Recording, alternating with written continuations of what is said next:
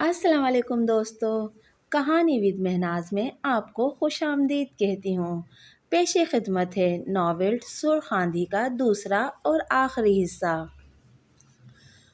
दोनों सहेलियाँ एक दूजे के गले लगकर इतना रोईं कि पूरा गांव ही रो पड़ा। नई रिश्तेदारी सच्चे आंसुओं की बलि चढ़ाकर शुरू की गई। अकरम सोना निकलेगा चौधराहन जानती थी, पर वो ऐसा शहजादा रूप होगा चौधराहन के वहमो गुमान में भी ना था। और अब तो ये शहजादा उसकी शहजादी का साथी था, उसे अच्छा कैसे न लगता। जिस दिन नीचे बड़े कमरे में मंगनी की तकरीब हो रही थी और शानो लजाई लजाई अपने होने वाली सास के हाथों अंगूठी पहन रही थी, उसी वक्त छत पर पांचों भाई अपनी अपनी बंदूकियों की नाल देखते हुए जोड़ तोड़ करने में मसरूफ थे। अकरम से रिश्तेदारी सिर्फ यही सोचकर की गई थी कि जिसकी मोहब्बत में चार पाई से जा लगी है, उसकी मौत पर तो कब्र से ही जा लगेगी। लाठी भी न टूटेगी और नागन भी मर जाएगी। ना, अब क्या करना है शिराजे, जो करना है जल्दी कर। शादी करवाकर मुरब्बे मुंतकिल करवाकर कुछ करेगा क्या? करना क्या है, वड़ देते हैं या वड़वा देते हैं। माहिर निशानेबाज के पास एक ही हल था। इतना आसान नहीं है शिराजे वड़ देना। अब अब्बा जी वाला ज़माना नहीं रहा, कम्मी भी इतने वफादार नहीं रहे। खून का छुप जाना बड़ा औखा है शिराजे, दूजे वाला बोला। शिकार पर ले चलते हैं, कहेंगे सांप ने वड़ लिया है। ना, जंगल में इतने कौन से जहरीले सांप आ गए जो जान ले लें। फिर जिस्म नीला कौन करेगा, बाल कौन झाड़ेगा? तभी तो यकीन करेगा ना कोई कि हम झूठ नहीं बोल रहे। तीजे वाले को गुस्सा आया। मेले पर ले जाते हैं, रास्ते में जो कुआं आता है वहां मारकर गिरा देंगे, कहेंगे कि पाँव फिसला और ये नीचे गिर गया। वो कुआं सूखा पड़ा है, सब जानते हैं, कोई पानी लेने क्यों झुकेगा वहां पर। ये चौथे की आवाज़ थी। बेहोश करके घोड़े में नाल फंसाकर घोड़े को चाबुक दिखा देते हैं। सारा गांव जानता है कि अकरम वेशी घोड़े को भी एक दुक्के से काबू में कर लेता है। मैं कहता हूँ सारा शक हम पर जाएगा। फिर शिराज अपनी जगह से उठकर खड़ा हो गया, बंदूक को दाएं कंधे से बाएं पर मुंतकिल किया। आंखों में आग सी जल रही थी। फिर इसे अपना बेली बना लेते हैं ना, इससे क्या होगा। बाकी चारों भड़के। वो मुझ पर छोड़ दो, शिराज ने गरूर से कहा। और बिल्कुल ठीक कहा। मंगनी की रात पांचों भाई और उनके नए बेली अकरम ने एक साथ नई रिश्तेदारी का जश्न मनाया। सारे गांव के मर्दों ने देखा कि यावर के पांचों बेटे कैसे अपने जवाई के आगे पीछे फिर रहे थे, कैसे उसकी सेवा कर रहे थे। सबसे निक्की बहन के होने वाले शोहर से ऐसे हंसी टटोल कर रहे थे कि शर्म की सारी हदें ही पार हो गई थीं। बड़ों ने कहा जवाई से प्यार हो तो बस ऐसा।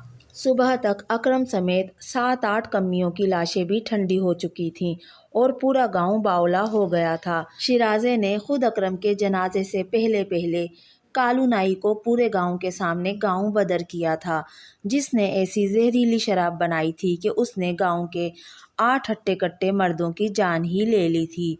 कालू नाई हाथ जोड़ता रह गया कि शराब जहरीली नहीं थी, उसने खुद भी पी है। अगर ऐसी बात होती तो वो सबसे पहले मरता, लेकिन शराजे ने उसकी एक ना सुनी। कालू नाई को गांव बदर करने के बावजूद भी खुद शराजे के आंसू ना रुकते थे। शानो इतना रोई कि खुद अकरम की माँ अपना रोना भूल गई। ना महरम होने के बावजूद वो मैयत से ऐसी लिपट लिपट गई कि पूरा गांव मुश्तरका तौर पर आंसू बहाने लगा। फिर वो खामोश हो गई, ऐसी चुप जैसे जिंदगी में एक लफ्ज़ भी ना बोला और ना ही अब बोल सकती हो, जैसे कुदरत ने उसे बोलने की कुव्वत दी ही ना हो या छीन ली हो। चौधराहन को दोहरे गम आ लगे। उसकी सहेली का बेटा मरा, उसकी बेटी का होने वाला शोहर मरा, उसका दामाद मरा। इतने गमों को सहते सहते वो दिनों में ही बूढ़ी हो गई। कुदरत को मंजूर नहीं था ना ये निस्बत चौधराहन जी। देख लो, सुलह भी हो गई पर बात ना चल सकी। चौधराहन की चुप तब टूटी जब उसे लगा शानो अब के नहीं संभल सकेगी। कोई उपाय कर वड्डे चौधरी, खुद ही ठीक हो जाएगी अम्मा। वड्डे चौधरी ने ऐसे कहा जैसे कम्मियों को जूती पहनाने का कहता था। उसका मंगेतर नहीं मरा, उसका शोहर मरा है। इद्दत पूरी करेगी तो ठीक हो जाएगी। खुद शिराज खलाओं में देखने लगा कि इद्दत पूरी होने से पहले ही मर जाएगी, यानी फिर से कफन दफन का गज वज के इंतज़ाम करना पड़ेगा। और हुआ भी तकरीबन ऐसा ही, लेकिन थोड़ी देर से। उसकी मौत का इंतज़ार भाइयों पर बड़ा तवील साबित हुआ। चौधराहन तस्बीह के दाने से जुड़े दिन बड़ी मुश्किल से पार करती रही। इद्दत पर इद्दतें पूरी हुई लेकिन शानो ठीक न हुई। लाख समझाया लेकिन वो खजूर के पत्ते की तरह सख्त होती गई। चौधराहन ने कोई हकीम ना छोड़ा, कोई दवाई जो उसे कही गई वो सरहद पार से भी मंगवाती रही, लेकिन शानो ने किसी दवाई का असर कबूल किया ना दुआ का। किस्मत में यही था शानो, ना लड़ किस्मत से कौन लड़ रहा है अम्मा, अल्लाह की अमानत थी उसने ले ली, मुझे कोई शिकवा नहीं, जो पल उसकी याद में गुजरे वो काफ़ी हैं। फिर मेरी जान लेने पर क्यों तुली है? अपनी जान अपने बस में नहीं रही अम्मा, तेरी की क्या परवाह करूं। शिराज खुश था कि बस थोड़ी देर की ही बात है, शानो के साथ साथ सारी फिक्रें भी कब्र में चली जाएंगी। लेकिन फिर एक अजीब बात हो गई, पांचों भाइयों की आस पर पानी फिर गया। जाहो जलाल वाली हवेली के बड़े बोसीदा फाटक पर एक पुरनूर चेहरे वाला बाबा आ गया। हक हू करता, हाथ में पकड़ी अपनी डांग खड़काता हुआ। चौधरान तो आगे ही ऐसे बाबों की आस लगाए बैठी थी। फौरन मुलाजमा को बाहर भेजकर परात भर आटा भिजवाया, पर बाबा जी ने आटा लेने से इनकार कर दिया और बोले, घर के अंदर जाकर दुआ करनी है। मुलाजमा ने पूरी बात तो ना बताई, बस इतना बता दिया कि बाबा जी ने आटा लेने से इनकार कर दिया है। चौधराहन शताबी से बाहर निकली कि सवाली खाली हाथ ही ना लौट जाए। उसकी पूरी जिंदगी में तो ऐसा हुआ ना था कि कोई सवाली खाली हाथ लौटे। बाबा जी से उनकी गर्ज पूछी, दुआ करनी है। बाबा जी बोले, किसके लिए बाबा जी? चौधराहन ना समझी। वो जो बीमार है। बाबा जी बोले। चौधराहन हक्का बक्का उनकी सूरत देखने लगी। धी रानी कैसी है? बाबा जी ने दहलीज पार करते हुए पूछा। चौधराहन फौरन उनके कदमों में गिरी। कोई हल निकालिए बाबा जी, एक ही एक धी है मेरी, अकरम मर गया, उसके मरने का दुख किसे नहीं, मगर इसने तो रोग ही ले लिया है। बाबा जी चौधराहन की तकलीद में चलते हुए शानो के पास आए। चौधराहन ने झट मोड़ा कुर्सी करीब की, लेकिन बाबा जी शानो के करीब ही चारपाई पर पायंती की तरफ बैठ गए। सबको बाहर भेजा, सर पर हाथ रखा, समझाया, बताया कि मरे हुए का शोक 3 दिन से ज्यादा मनाओ तो अपने आप ही अल्लाह के पास शिकवा पहुंच जाता है। शानो सुनती रही और आंसू बहाती रही। मरवा रेदी तस्बीह के दाने घुमाते बाबा जी ने लंबे लंबे वाज किए। चौधराहन इतने में न जाने क्या क्या बाबा जी को पेश करने की तैयारी कर चुकी थी, लेकिन बाबा जी ने खाने का एक लुकमा भी मुंह के अंदर नहीं किया। धेला, पैसा, कपड़ा लत्ता कुछ भी ना लिया। ये जो तू पैसे मुझे दे रही है, ये शानों के सर से वार कर खैरात कर दे, अल्लाह शिफा देगा। चौधराहन रोने लगी। जाते जाते बाबा जी ने अपने गले की माला का मोती निकालकर चौधराहन को दिया। कोई दरख्त है हवेली में? बहुत से हैं बाबा जी, बकाइन, सफ़ेदा, कटहल। नहीं, कोई फलदार? हाँ है बाबा जी, अनार का दरख्त है। झक्कड़ से चले और ये बात अनार के दरख्त तक भी पहुंचा गए, जो कि अब टुंड मुंड हो चुका है, मुड़ तुड़ गया है, भद्दा काला सियासा हो गया है, जिसकी भुरकस निकली सूखी शाखें पुरानी दीवार की अंदरूनी दरारों का ही हिस्सा लगती हैं। बाबा जी ने गहरा सांस भरा। बेटियां भी अनार की कलियां ही तो होती हैं, नाजुक कच्चे रंगों वाली। ऐसे ही तो नहीं, पुराने जमाने में लोग इन पर कपड़े की थैलियां बनाकर बांधकर उन्हें पकाया करते थे। बाबा जी ने तवक्कुफ किया, इस मोती को इस अनार की जड़ में दबा दे। अल्लाह के फजल से जूं जूं अनार सूखता जाएगा, वैसे वैसे तेरी धी भली चंगी होती जाएगी। ये चरिंद परिंद दरख्त पौधे इंसानों की खिदमत के लिए ही बनाए गए हैं। जब खैर से भली चंगी हो जाए तो इसकी शादी कर देना, इनकार नहीं करेगी, मैंने समझा दिया है। ये कहकर बाबा जी हवेली से निकल गए और उनके जाने के बाद बहुत सी कहानियां उनसे मंसूब हो गईं। कुछ ने कहा बाबा जी ने गांव पार भी ना किया था कि गायब हो गए। कुछ ने कहा बाबा जी के साथ साथ कोई रोशन चीज चल रही थी। कुछ का ख्याल था कि वो खुशबू आज तक किसी ने कहीं नहीं सूंघी, जो बाबा जी के गांव में दाखिल होने पर उनके साथ आई थी। पता नहीं बाबा जी सच्चे थे कि झूठे, अल्लाह जाने। अल्लाह के कुछ मौजज़े उसके किन किन नेक बंदों के सहारे होते हैं। न जाने कितनी आयतें और कितने वजीफ़े पढ़ने के बाद मोती अनार की जड़ में दबाकर चौधराहन ने सख्ती से मुलाजमों को ताकीद कर दी कि खबरदार कोई अनार को पानी न डाले। जूं जूं इसने सूखना है, तू शानू ने ठीक होना है। ममता की मारी नादान माँ नहीं जानती थी कि जिस दरख्त ने जिंदा रहना हो वो तो सेहरा में भी 100 साल जी जाता है। चौधराहन पानी डाले या ना, अनार की किस्मत में जैसे अब सूखना लिखा जा चुका था। पूरा गांव अपनी आंखों के आगे मौजज़ा देख रहा था। जूं जूं अनार सूख रहा था, तू तू शानो भली चंगी हो रही थी। चौथे दिन जब शानो ने अपने मुंह से दूध मांगा तो चौधराहन ने पूरे गांव में लड्डू बांटे। खुशी से बावली हो गई थी चौधराहन उस दिन। ले वड्डे चौधरी, मुंह मीठा कर, बहन भली चंगी हो रही है। चौधराहन ने शिराज के मुंह में लड्डू ठूसा और बारी बारी सब भाइयों के मुंह में, जो एक दूसरे की शक्ल देख रहे थे। महीने भर बाद चौधराहन ने दाज के बिस्तर फिर से निकाल लिए। बर्तन आ रहे हैं, सामान बन रहा है, कपड़ा लत्ता जेवर, सब तैयारियां फिर से शुरू हैं। ये सब क्या है अम्मा? वड्डे चौधरी की शेहरग पर जैसे किसी ने हाथ डाला था, या शायद खंजर ही तो रखा था। बाबा जी ने कहा था कि जैसे ही भली चंगी हो इसकी शादी कर देना। सीधी सादी माँ ने सादा सा जवाब दिया। अगले दिन अनार पूरे का पूरा गंजा था, सारे पत्ते उतर चुके थे, टहनियों की मजबूती थी बस, और शानो भली चंगी हो चुकी थी। चौधराहन का दूध फिर से देखने लगी थी, भाइयों का हुक्का फिर से भरने लगी थी। फर्राटे ना सही, लेकिन हवेली में छलांगे जरूर मारने लगी थी। ना, अब किसको मारना है, माँ तो इसके ब्याह की तैयारी करने लगी है। पांचों फिर से सर जोड़े खड़े थे। किस किस को मारेंगे हम? सियाने कहते हैं कि फसाद को ना ख़त्म करो। शिराज फिर कुछ और ही सोच रहा था तो चारों यकजबान बोले, फसाद की जड़ को ख़त्म करो, शिराज ने कहा, और हुक्के की गड़गड़ खौफजदा होकर चिल्लम के अंदर ही कहीं दब गई। अगले दिन वो एक तावीज़ ले आया। तावीज़ लाकर शानो के हाथ में रखा।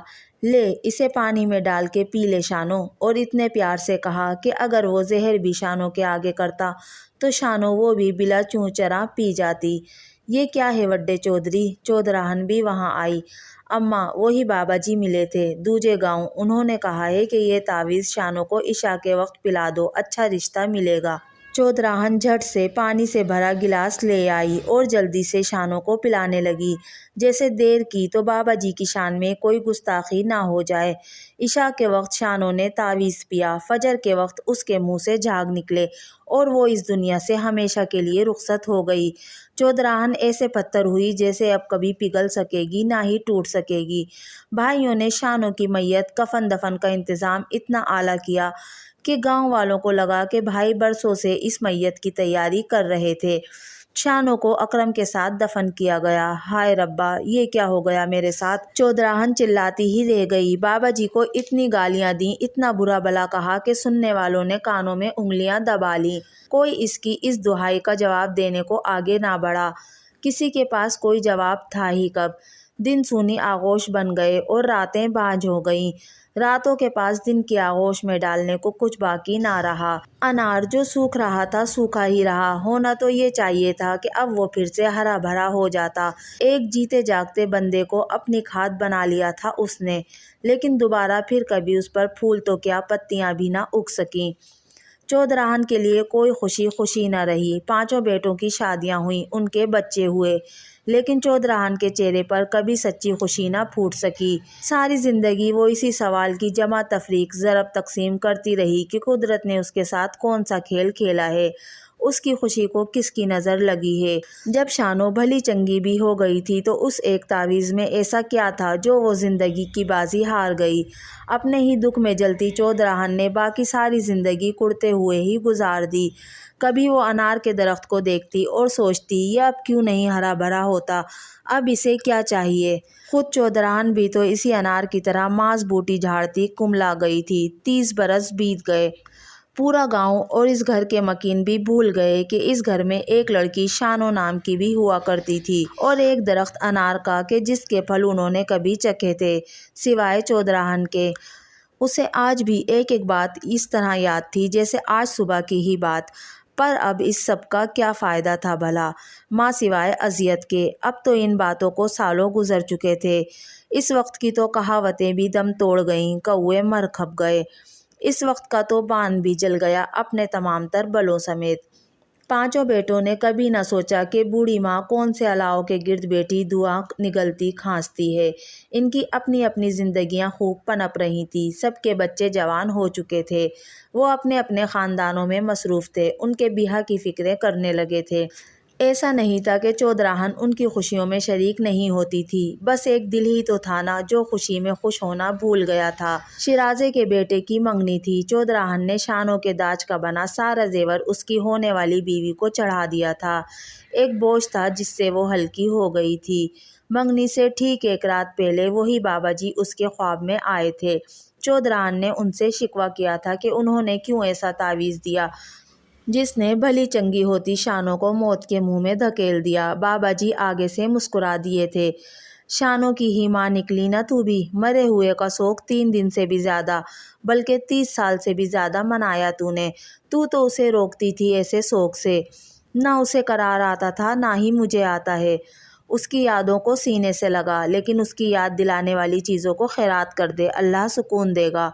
اور چودراہن کو ویسے تو بابا جی سے لاکھ نفرت ہو چکی تھی، لیکن پتہ نہیں کیا بات ہوئی، اس نے ان کا کہا مان لیا۔ اگلے دن صبح ہی اٹھ کر چودراہن نے شانوں کی یاد دلانے والی ساری چیزیں خیرات کر دیں، زیور کپڑا لتا بانٹ دیا، اور توقع کے برخلاف اسے سکون ہی ملا، جیسے بابا جی نے کہا تھا۔ 30 سال بعد چودراہن نے جیسے نیا جنم لیا۔ شیراز کے بیٹے اسلم کی شادی کی تیاریاں چودراہن نے ایسے کیں جیسے 30 سال پہلے شانوں کی شادی کی تھیں۔ پوری حویلی میں سچی خوشی پھیل گئی کہ اچانک اسلم کے 3 سالے ایک دن حویلی کے دروازے تک آئے، سر جھکائے۔ ان کے جھکے سروں میں سلطنت لٹ جانے کا سا غم تھا۔ کیا ہوا؟ شیراز جو کمی سے پیر دبا رہا تھا اچانک اٹھ کھڑا ہوا۔ پتہ نہیں کیا ہوا کہ ان کے کچھ بولنے سے پہلے ہی نہ جانے کیوں شیرازہ ہذیان بکنے لگا تھا۔ میں پوچھتا ہوں کہ کیا ہوا؟ اسلم کہاں ہے؟ تمہارے ساتھ شکار پر گیا تھا نا؟